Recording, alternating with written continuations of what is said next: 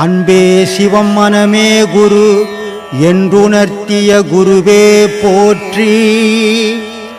எனக்குள் இறைவனை உணர வைத்த குருவே போற்றி. இறைவன் உன் உடலையே விரும்பல, நீ உடலுக்கு மேலே போடுற வேஷத்தையே விரும்புகிறான். அவன் நல்ல ஆன்மா, சுத்த ஆன்மாவை எத்தனை வாடான்னுங்கிறான் கடவுள். ஆனால் அதை எடுத்துன்னு போக முடியல நம்மளால். ஏன்னா அவ்வளோ அடையாளம், கடவுளுக்கு படித்தவனுக்கு அடையாளம் தெரியாத மாதிரி ஆயிட்டோம். நம்ம புள்ள ஒரு 10 வயசில் நம்ம புள்ள அடையாளம் தெரியும். ஆனால் 10 வயசில் தொலைஞ்சிட்ட புள்ள 30 வயசு பொறுத்து நம்ம புள்ளையே எதிர போனால் கூட தெரியாது. தெரியுமா? தெரியாது. அதே மாதிரி தான் கடவுள் படைக்கும் போது அவனுக்கு அடையாளம் தெரிஞ்சிட்டு, இப்போ நாம்ளே அடையாளம் தெரியாது தான் தேடிங்கிறான் நம்மளை கடவுள். அந்த கடவுளுக்கு அடையாளம் தெரிகிற மாதிரி நம்ம திருப்பி பழையபடி மாறணும். அப்படி மாறினோம்னா கடவுளுக்கு அடையாளம் தெரியும், கூப்பிட்டுப்பான். அதை விட்டுட்டு நம்ம ஆசைன்ற சேத்துல பிறண்டுட்டு கடவுளுக்கு அடையாளம் தெரியாத போது கடவுள் வருவார் பொய் பேசிக்கின்னு தான் தெரியுது. கடவுள் விஷயத்தில், உலக விஷயத்தில் 1000 பொய் சொல்லிக்கோ, பொழுப்பு நத்திக்கோ, கடவுள் விஷயத்தில் பொய் பேசாது. ஏன்னா இருக்கிற பாவத்திலே பெரும்பாவம் கடவுள் விஷயத்தில் பாவம் பண்ணுறது தான். வெளி விஷயத்தில் நீ 1000 பண்ணிக்கோ, பொய் சொல்லாது இன்றைக்கி இந்த உலகத்தில் வாழ முடியாது. ஆனால் கடவுள் விஷயத்தில் பொய் பேசாது. உனக்கு தெரிஞ்சதை மட்டும் சொல்லு, தெரியாததெல்லாம் தெரிஞ்ச மாதிரி பேசாது. திருப்பி கேட்டால் பதில் சொல்ல முடியாது, ஏந்து ஓடாத. அந்த மாதிரி ஆன்மீகத்தை வளர்க்கணும். அப்போது மனம் பெருமையை விரும்பக்கூடாது, மனம் புகழை விரும்பக்கூடாது, மனம் இந்த பணத்தை விரும்பக்கூடாது.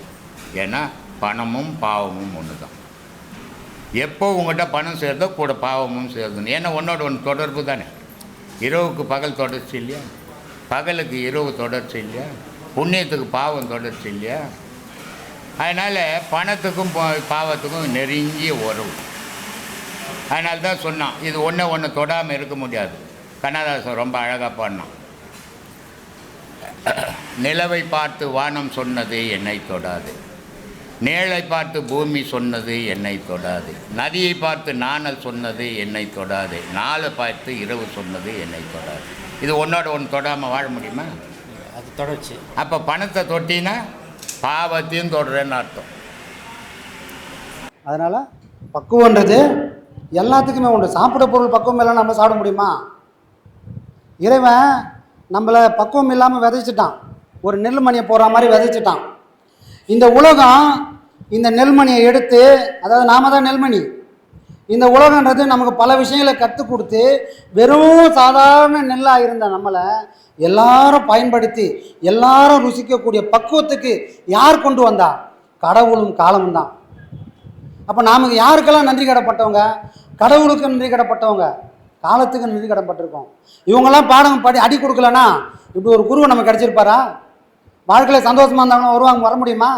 சாமி எனக்கு என்ன குறை, என்கிட்ட எல்லா வசதியும் இருக்குது, நான் கை தட்டினா ஓடி வந்து சேவகம் செய்து எனக்கு 1000 பேர் இருக்கிறான் அப்படின்னு பட்டினத்தாரே இருந்திருந்தாருன்னா இன்றைக்கி உலகம் அவரை மறந்துட்டுருக்கோம். அவ்வளோ பெரிய மகான ஒரு செகண்டில் ஒரே நொடியில் கிடைத்த ஞானத்தினால அவர் எது உண்மைன்னு புரிஞ்சு அந்த வாழ்க்கைக்கு தயாரானது மாதிரி நமக்கும் ஒரு நாள் ஒரு ஞானம் புலப்படும். அந்த ஞானம் புலப்படும் போது நாம் எங்கே தேடி போனோம்? படிந்த ஞானம் கிடைச்சவன எங்கே தேடி போனார்? வீட்டை விட்டு வெளியே எங்கே போனார்? இறைவனை தேடி போனார், மனுஷனை தேடி போகவே இல்லை. அப்போ நமக்கும் பக்குவம் வர வர மனிதர்களை விட்டு விலகி, சொந்த மதத்தை விட்டு விலகி, ரத்த பாசத்தெல்லாம் விட்டு விலகி, சொத்து சுகத்தெல்லாம் விட்டு விலகி யார் கூட போய் உறவாடணும்? குருநாதர் தான் சாட்சி. இதை என்னைக்குமே மறக்காமல் இருக்கும். இது வாழ்க்கை பாடங்கள். இதை அப்பப்போ நம்ம சொல்லவே கூடாது. ஒரு முறை சொல்லிட்டோம்னு சொன்னால் அது வாழ்க்கை முழுக்க அதை மாற்றி எழுதுறதுக்கு வாய்ப்பே கிடையாது. இந்த ஒழுக்கம்தான் நமக்கு உயர்ந்த ஞானத்தை நம்ம கைவசப்படுத்துறதுக்கு ஒரு முக்கியமான கருவி. ஒழுக்கம் தவறனா நடத்த கெட்டவளுக்கும் நமக்கும் பெரிய வித்தியாசம் ஒன்றும் கிடையாது. புரியுதுங்களா? நமக்கு கூட கற்பு உண்டு, பெண்ணுக்கு தான் கற்புக்குதுன்னு தப்பாக சொல்லினுக்குது உலகம். ஒவ்வொரு உயிருக்கும் கற்பு உண்டு. அந்த கற்பு நெறி அதை தவறுச்சின்னு சொன்னால் அது வாழதை விட செத்து போகிறது மேல். அப்போ ஆணாக இருந்தாலும் பெண்ணாக இருந்தாலும் எந்த உயிராக இருந்தாலும் எல்லாருக்குமே கற்பு உண்டு. கற்புன்னா என்ன சாமி?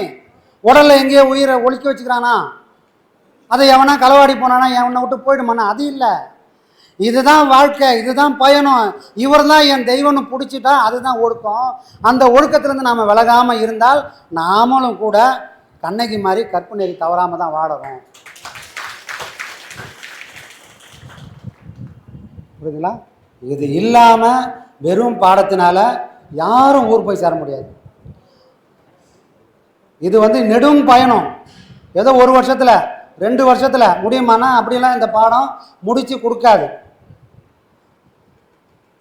இது செஞ்ச வினைகளுக்கேற்ப பக்குவப்படும். நான் நிறைய வினை செஞ்சுருக்கிறேன், நிறைய பாவ மூட்டைகள்லாம் சுமந்துன்னு இருக்கிறேன் அப்படின்னா எனக்கு உடனே கிடைக்காது. யாருக்கெல்லாம் உடனே கிடைக்கும் சாமி? யார் மனசெல்லாம் வெள்ளந்தியாக இருக்குதோ, யார் மனசெல்லாம் கள்ளங்கப்படம் இல்லாமல் இருக்குதோ, யார் மனசெல்லாம் விஷம் இல்லாமல் இருக்குதோ. இது ரொம்ப முக்கியமானது. நாம் மேலே தான் வெள்ளைத்தோல் போட்டுருக்குறோம், மேலே தான் வெள்ளை துணி போட்டுருக்குறோம். இதே போல் வெள்ளை நிறத்தில் யார் ஆகணும்? நம்ம மனம் ஆகணும்.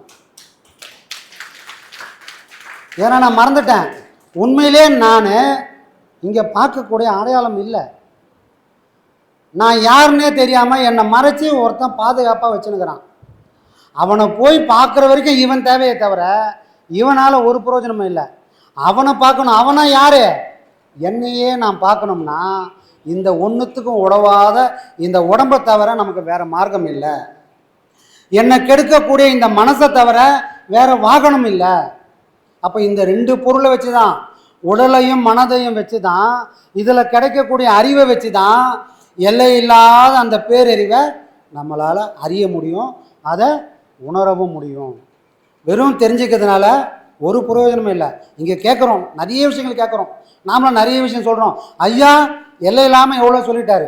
ஆனால் இதெல்லாம் நம்ம கேட்டு வச்சுக்கிறோம், இதெல்லாம் தெரிஞ்சு வச்சுக்கிறோம். இந்த கேட்டதும் தெரிஞ்சதும் நம்மளை காப்பாற்றுமா? உண்மையான காலத்தில் நம்ம சண்டை போடும்போதே கேட்டதும் கைவிட்டுடும், எல்லாமே கைவிட்டுடும். எது நம்மளை காப்பாற்றோம்னா எதெல்லாம் நாம் அனுபவமாக உணர்ந்துருக்கிறோமோ அது மட்டும்தான் உண்மையான காலத்தில் நம்மளை காப்பாற்றும். மற்ற எல்லாம் கைவிட்டுரும். குருவோட ஞானமும் நம்மளை கைவிட்டுடும். புரியுதுங்களா? அப்போது அவர் சொன்னது, வாழ்க்கையை வாழ்ந்தது எதுக்காகனா அனுபவி. நம்ம எல்லா கேள்வி கேட்போம், 1000 கேள்வி கேட்போம், அதுக்கு ஒரே பதில் சொல்லுவார், போய் பாடத்தை பண்ணு. என்ன சாமி, தலைவலியா அனாசின் போடு, ஜுரமா அனாசின் போடுன்ற மாதிரி உனக்கு என்ன பிரச்சனை வந்தாலும் போய் முதல்ல பாடத்தை பண்ணு அப்படின்னு. எதுக்காக அதை சொன்னார்? நான் 1000 சொல்லலாம், அது நீ கேட்ப, அந்த நேரத்துக்கு உனக்கு பெரிய புரிதல் வந்துடும். ஆனால் கேட்டை தாண்டவுடனே அதெல்லாம் மறந்து இந்த உலகம் அதை மறக்க வச்சிருமே. கேட்டது பார்த்தது எல்லாம் மறந்துடும். ஆனால் நீ அனுபவிச்சிட்ட அப்படின்னு சொன்னால் இந்த உடலை விட்டு உயிர் போகிற வரைக்கும், கேட்டை விட்டு போகிறதில்ல, இந்த உடலை விட்டு உயிர் போகிற வரைக்கும் இந்த அனுபவம் நம்மளை யார் கூட போய் கொண்டு சேர்க்கமோ அவங்ககிட்டயே உறவாடுமே தவிர இந்த உலகத்துலேருந்து நம்மளை விலக்கி வைக்கும். அப்போ எது சத்தியமான பொருள்னா கேட்குறதோ பார்க்குறதோ எதுவுமே இல்லை, நாம் சுயமாக அனுபவிக்கிறது மட்டும்தான் நமக்கு சொந்தமான சொத்து. இந்த சொத்தை நீ ஒரு குண்டுமணி அளவாக சேர்த்துட்டிங்கன்னா அது என்றைக்கும் வீண் போகாமல் இறைவனும் குருநாதரும் நம்மளை அள்ளி அணைச்சிப்பாங்க. கவரி நகை மாதிரி இருக்கிறோம், இன்றைக்கி பார்க்கறதுக்கு மின்னு இருக்கிறோம், வெயில் படும்போது தங்கத்தோட பலன்னு இருக்கிறோம். இதெல்லாம் எவ்வளோ நாளைக்கு இருக்குன்னு தெரியாது. ஒருவேளை அடுத்து பாலிஷ் போகிற வரைக்கும் வரும். அப்போ குருநாதர் பாலிஷ் போகிற வேலை குருநாதர் பார்க்கல.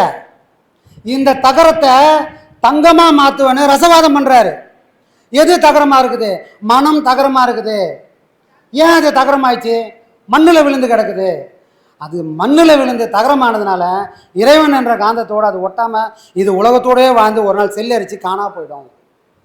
அப்போ இந்த தகரத்தெல்லாம் சேர்த்து ஐயா ஒரு பாடம் ரசவாதம் பண்ணி தகரத்தெல்லாம் தங்கம் மாற்றணும் தான் அவர் இவ்வளோ பாடுபட்டிருக்காரு. நாமெல்லாம் என்ன பண்ணணும்? தங்கமாக மாறுவோமா?